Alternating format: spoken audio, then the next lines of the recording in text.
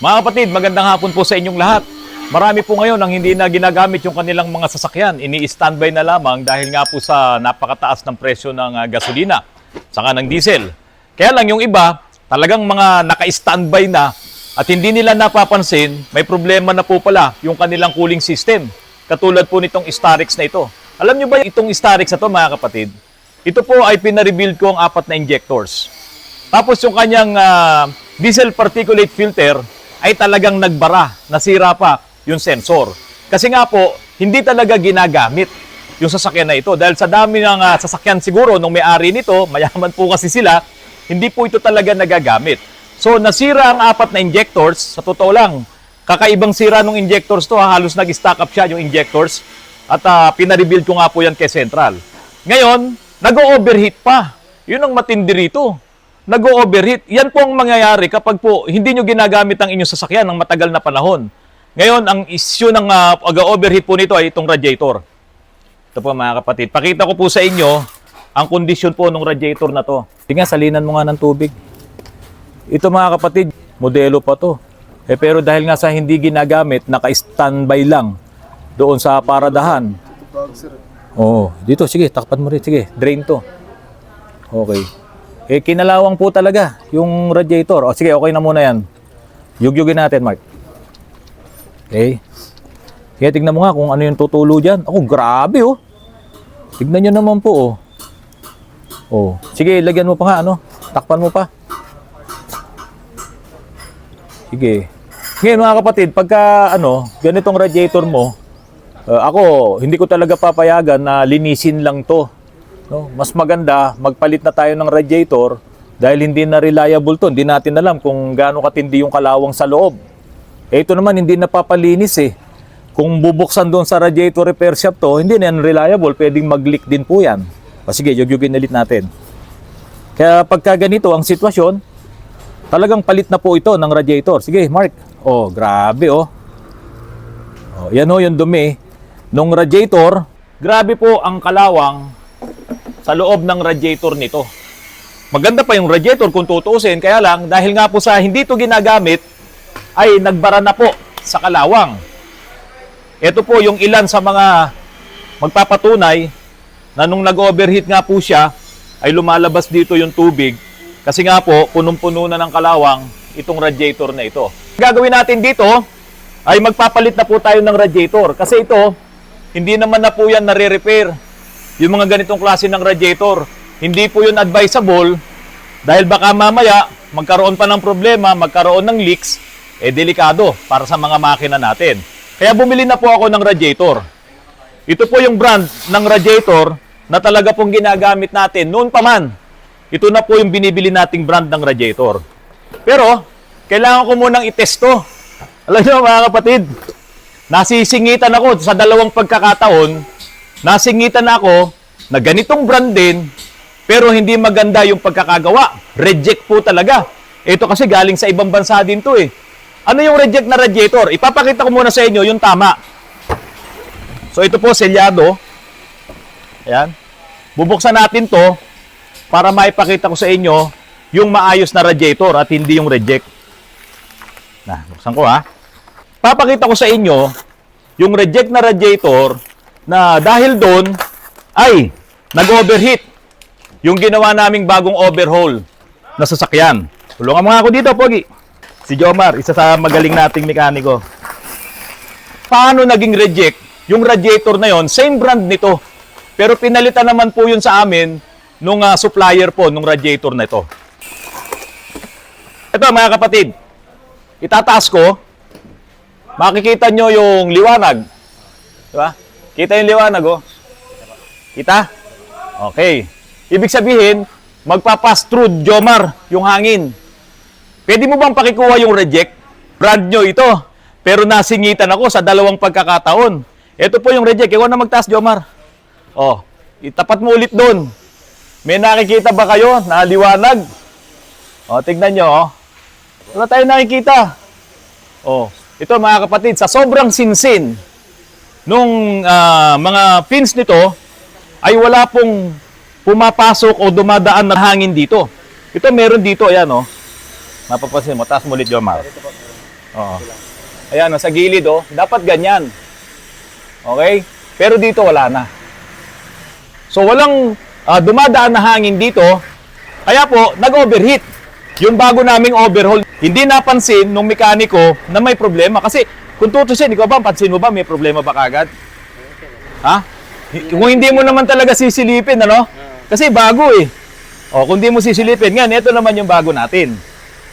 O, tignan nyo. O. Kita lahat, no? Okay. So, ito talaga, reject yan. Pero, ang maganda rito, pinalitan po nung supplier natin, yung radiator na ito. Hindi ko pa nga lang na ibabalik sa kanya yan. Ngayon, Jomar, pakiangat mo nga ito, yung bulok. Pakiangat mo yung bulok na radiator na yan. Ikukumpara lang natin dito sa bago. Tignan mo kung parehas. Oh, ayan. Okay, pang Starex po ito, brand new na radiator, galing sa Top Cool.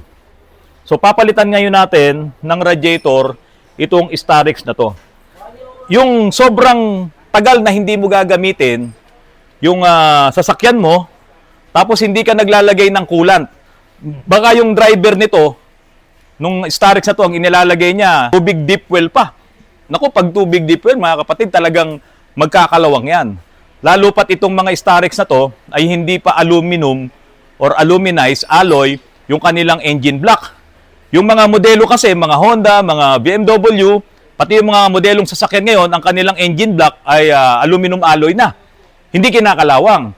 Pero yung mga luma na katulad nito, na ang block nito ay cast iron pa, naku, talagang kakalawangin po yun pag nilagyan nyo po ng tubig galing sa deep well or kahit galing sa nawasa.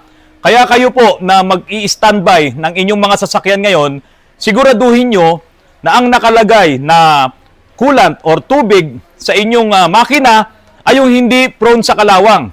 Ano yung mga hindi prone sa kalawang? Siyempre coolant. Pero yung iba, ang ginagawa nila, nagsasahod sila ng tubig sa ulan, maganda daw yun.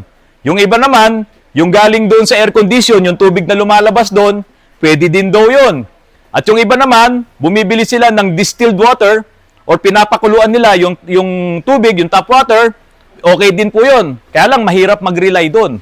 Mas maganda, bumili na lang kayo ng engine coolant talaga dahil yon ay may anti-rust formula na makakatulong para hindi kalawangin ang loob ng inyong engine block. Yung mga naglalagay ng mga tubig, alisin nyo na muna yan kung hindi po kayo gagamit ng inyong sasakyan at pagtatagalin nyo naka-standby.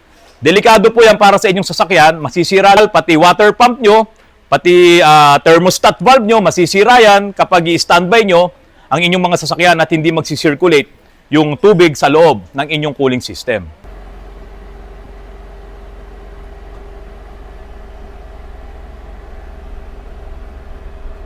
Mga kapatid, magandang hapon po sa inyong lahat. Ito po ang advantage kapag ikaw ay naka-electric. Tara, punta po tayo rito.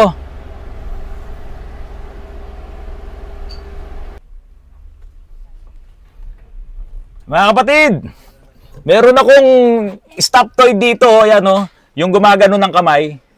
Si 1/4. Okay mga kapatid, 1 peso per kilometer. 1 peso and 50 centavos pagka medyo matraffic. Kapag ka akyatan, 250 pesos kapag ka po akyatan dito sa Antipolo. Matipid na yun. Yun po ang konsumo nitong konserba, itong Moretti. Doon sa mga highway driving mo, 1 peso per kilometer po ang konsumo mo. At kapag ikaw ay nasa highway, pwede ka pa ngang mag-zero yun. Dahil nga po, gumagana yung regenerative braking system po ng Moretti. Ito mga kapatid, kapag nag-accelerate ako, nasa white yan dito sa bar. Tingnan nyo. Pupunta yan sa white, yung white. Yung bar. Pero pagka binitawan ko yung accelerator, pupunta yan sa green, meaning yan ay nagre-regen, no? Nag-charge yung ating battery. Kaya every time na binibitawan mo ang accelerator, nag-charge naman na yung ating battery. Ang tawag doon ay regenerative braking system. Kaya sa electric vehicle, hindi sayang yung pamimreno mo. Hindi katulad sa mga tigasolina, every time na nagpe-preno ka, abante ka, doon malakas sa gasolina. So ito hindi. Kaya nga pagka ikaw nasa highway, o pumunta ka ng NLEX, o diyan ka dumaan, So pagka maganda na yung takbo mo, ang engine brake nito, nag-ano pa, para kang nag-charge. Yun nga yung tinatawag na regenerative braking system. May konting pigil yon kasi nga, nagiging generator yung ating electric motor. Napakatipid po. So, kayo na, choice nyo na lang. Ang sundin nyo kung ano ang choice nyong electric vehicle.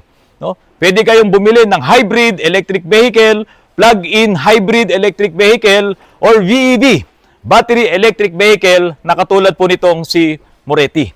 Malaki na ang tipid ko rito, wala akong change oil, wala akong masyadong maintenance, mga preno-preno lang, no? Fluid, ilaw, electricals ng konti, at para lang po ito katulad ng mga e-trikes po na ginagamit dyan sa mga palengke, yung nasasakyan po natin. Hindi po ganun kahirap i-maintain itong mga ganitong klase ng electric vehicle. Marami naman sa market, hindi lamang Moretti. Maraming mga entry-level na mga electric vehicle na hindi ka matatali sa kasa kapag ka nagkakaproblema. Ang baterya po nito, mga kapatid, hindi naman ganun din kamahal. No? Ito pong Moretti po na to, ang range po na kayang takbuhin ay 330 kilometers.